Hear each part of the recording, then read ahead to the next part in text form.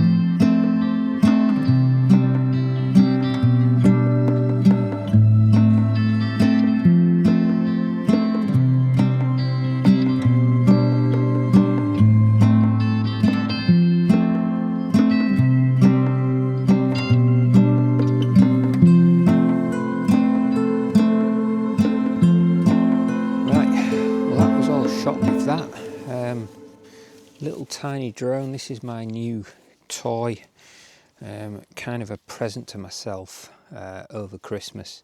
It works really well for what I need it for. People say the battery life's a bit shocking, but for me, I call this a selfie drone. You know, it's basically something for close quarters.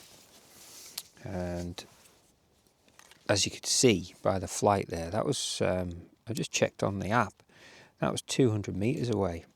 To be honest, it's probably all I need for that.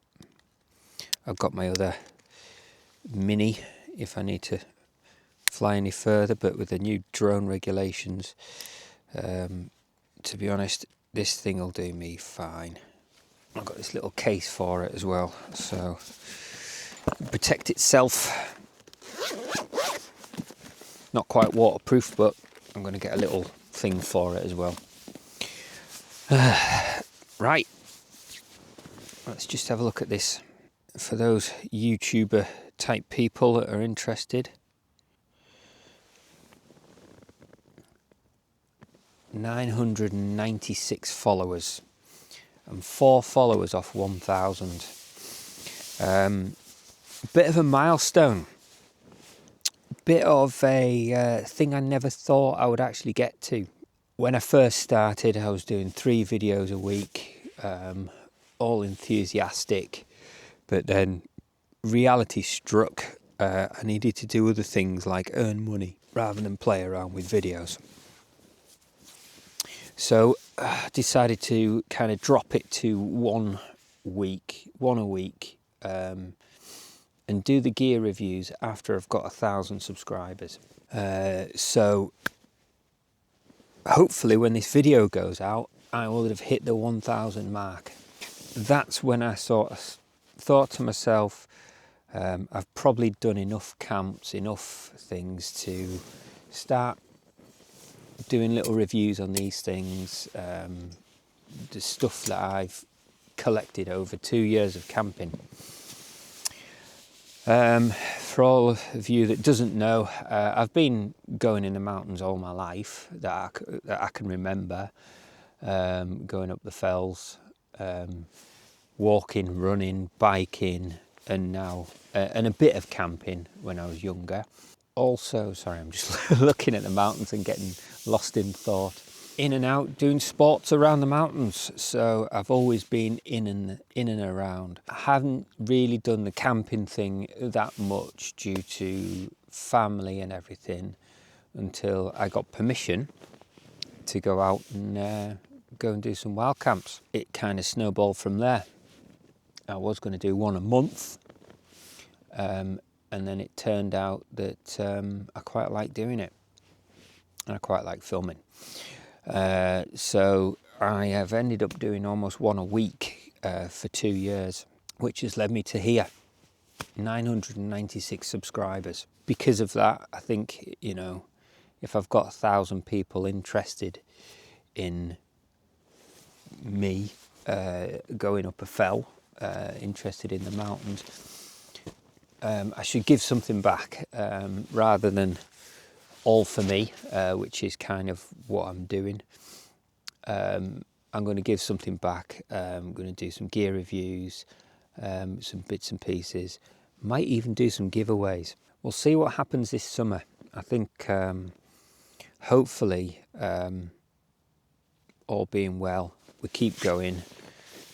Are we going to get, is it going to snowball? Are we going to get 2,000 by the end of this year? I don't know. I don't think so. I think we've got a certain trend that we're getting.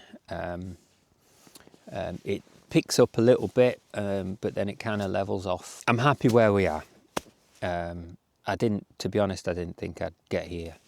Last year, we did level off with the amount of subscribers that I was getting. I mean, I would still carry on what I'm doing, but this means if there's more interest, I can probably invest back into what I'm doing. If anyone doesn't know, once you've reached 1,000 subscribers, and as long as you've got 4,000 watch hours within the last 365 days, you can start monetizing. So you get a bit back off YouTube, which all helps, you know. This stuff ain't free. You know, I've invested quite a lot of my own money in doing this. So it'd be nice to get some kickback. Obviously people watching helps, that's the main thing. That is, you know, you need them 4,000 watch hours. When you break it down, it's like people watching or someone watching for half a year continuously. Let me do the maths quickly. So if you're doing an 8-hour job, times that by 5, which is 40 hours a week, then times that by 52 hours, that's 2,000 hours. So it's like 2 full-time jobs of someone looking at your stuff, something that I've produced. When you break it down to that, it's quite, not overbearing. It's quite a lot, you know. Someone staring at your content for 4,000 hours a year, and I've done that. You know, I've kept that consistent for the last 6 months. Yeah, long may it continue. You know, like I say, I'm 4 off 1,000. So I'll do a little short about that as well. I know people have been looking at my press-ups that I'm doing, my little challenge that I've got going. That seems to have gained a few subscribers. But this is the main channel. The main part of this channel is about camping and adventure in general.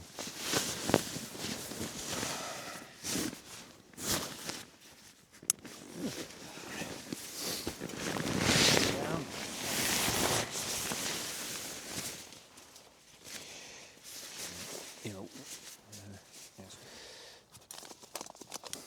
Lost my little cloth. There it is. Yeah, these little cloths that come with the keep hold of these. I mean, they're handy for just drying inside, but over time the bottom of these rust, and it just protects the gas, the bottom of the pan or tub or whatever you want to call it. And if you don't have one, get one, or you'll have rusty bits in the bottom of your pan. And it's not these, because these are aluminium. It's off the actual gas canister itself. Transform into my other jacket and get this one packed down. Right, that's my down stuff off. So these are the nature hike pants that probably one of the cheapest bits of clothing I've got, but they just do the job. £50 I think these were. The down pants, can't go wrong really. You know, I do a bit of not a gear snob, but I do like good gear. These have sort of been my staple. I mean, I don't look after them, but that's the trouble with I found with cheap stuff. You tend not to look after it as well as expensive stuff. This is the Arc'teryx Cerium jacket, and again, you know, it's been quite a good little jacket for me. Again, a winter staple. I did have the Thorium as well, but I found that this jacket plus other layers, you know, I can layer it up with this one, which is the Proton. Keeps me warm, and then when I get super cold, I've got the Nuclei SV, which you've probably seen on a few videos. I think I was wearing it in my last video up Sutterfell. It just doesn't pack down.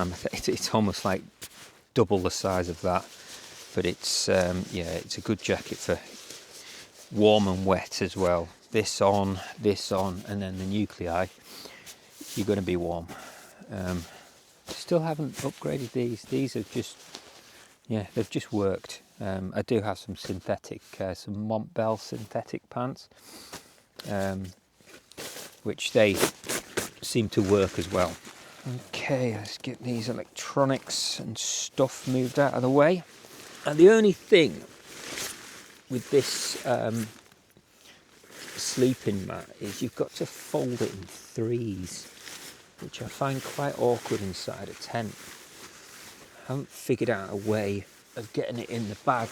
So there's the bag there. So I haven't figured a way of getting it in the bag a different way. With the Thermarest, you can do it in half, and then it kind of squishes into the bag just about. But this doesn't. It is a chunkier bag as well. Again, the good thing about this tent is it's quite wide, so we can sit back here and fold it up like that, and then get to the end and roll it up. So it's not too bad. It's a pain if you've been cycling all day and you've got sore arms. Potentially a pain to pack away. Right, I'm just packing down my my electronics, and I just thought I'd show you these cables that I've found.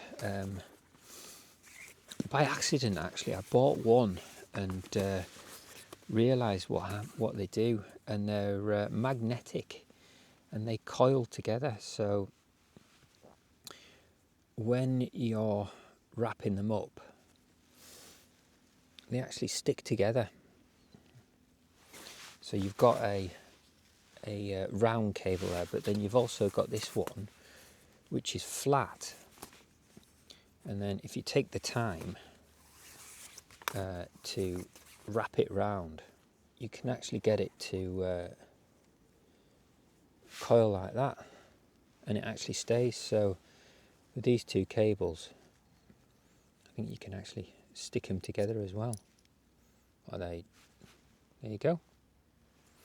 So that keeps your cables nice and neat without having to think about it, to be honest. And then if you want them out, just unravels like that. Same with this one. You can actually, I've had this so you can plug it in your charger and still, you know, effectively have a short cable, and it just stays coiled up like that. Winner. Right, I've got my gloves on. It's just a little bit chilly outside, so I've just got these little windproof gloves, and to just take the edge off for when you're putting the tent away. Right, let's have a look outside. It's the first time I've stood up this morning. There's the tent, there's the pitch. Been playing around with these little bits of string here, but ignore that. But hey,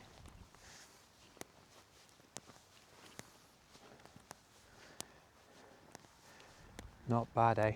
Just heard some people walking up here. Path just goes along here. Let's get back up on here.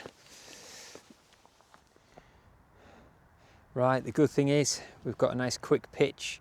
This is one benefit of this tent. It's so easy to pack away. Just looking down there, cars have still got the lights on.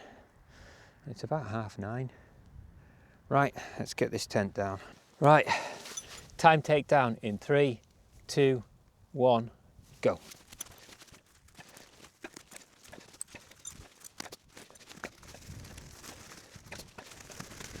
There we go, tent packed away. That's everything there. Right, I'm just gonna strap this to the outside of my bag today, I think. We're gonna go, make sure that's tight, everything in. There we go, that's everything packed away and on my back.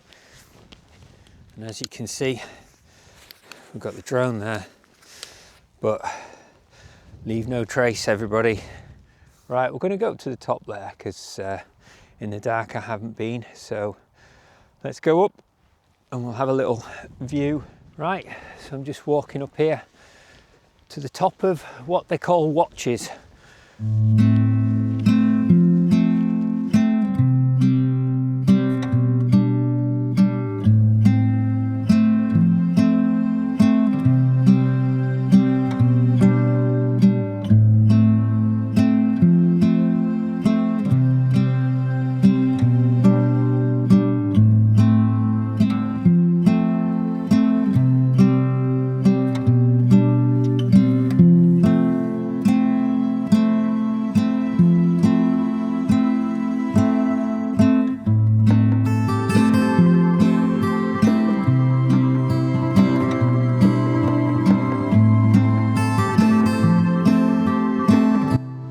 Well, we're at the top now of this section. Obviously, right up there was another place I was looking at camping. Probably would have been all right last night if I was to go up there. Oh, look at this, eh? Isn't it great? Yeah, again, I just want to say thank you, everyone who's subscribed. It's really sort of put a... it's made me feel like I need to go out almost for people to watch. And yeah, right, we're back onto the main track now. Albeit flat, but look at this little place here. I can actually see where I camped. Is it going to be nearly 2 years ago? Not 2 years, about a year and a half ago. Winter time, sort of late winter, early winter, sorry, when I camped down there, just on that little point.